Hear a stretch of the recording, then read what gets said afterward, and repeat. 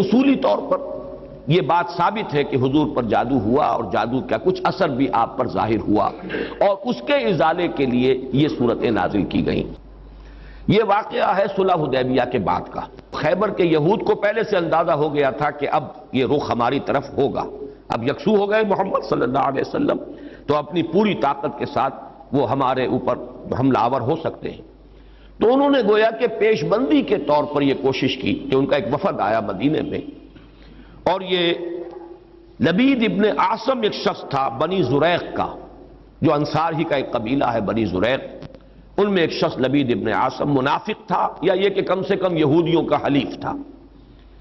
انہوں نے آ کر یہود کے وفد نے ان سے کہا کہ ہم نے تو اپنا سا زور لگا لیا محمد کی مخالفت اور ان کا راستہ روکنے کے لیے صلی اللہ علیہ وسلم، ہم ناکام ہو چکے، اب تم کوئی آخری کوشش کرو، تم بہت بڑے جادوگر ہو، بہت ہی ماہر ساحر ہو،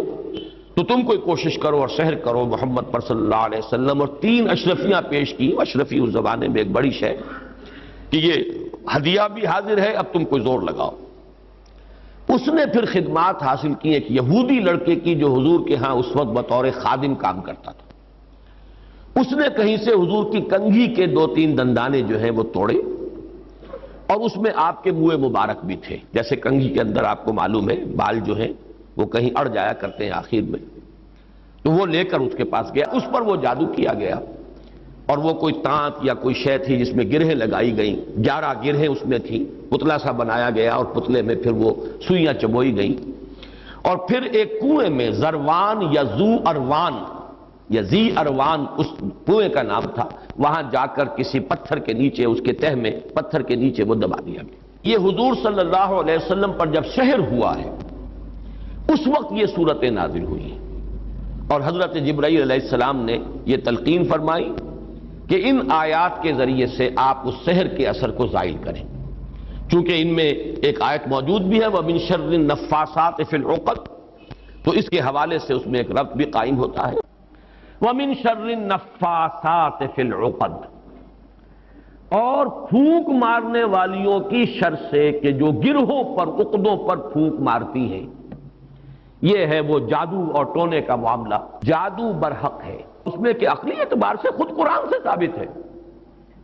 اس لیے کہ حضرت موسیٰ علیہ السلام پر بھی جادوگروں کے جادو کا اثر ہوا، قرآن میں ثابت ہے۔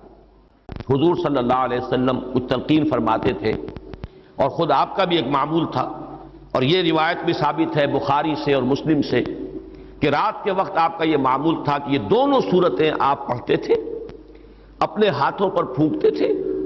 اور پھر اپنا ہاتھ، اپنا دست مبارک اپنے پورے جسم پر جہاں جہاں تک بھی ہاتھ پہنچ سکتے تھے آپ پھیر لیتے تھے۔ یہ رات کو سوتے ہوئے آپ کا معمول تھا، یہاں تک کہ مرض وفات میں جب آپ پر نقاہت بہت زیادہ طاری ہو گئی تو ایسا بھی ہوتا رہا ہے کہ حضور صلی اللہ علیہ وسلم کے ہاتھ حضرت عائشہ نے اٹھائے، حضور نے اس پر پڑھا، پھونکا، اور پھر حضرت عائشہ نے حضور کے ہاتھ جو ہیں آپ کے جسم کے اوپر پھیر دیے،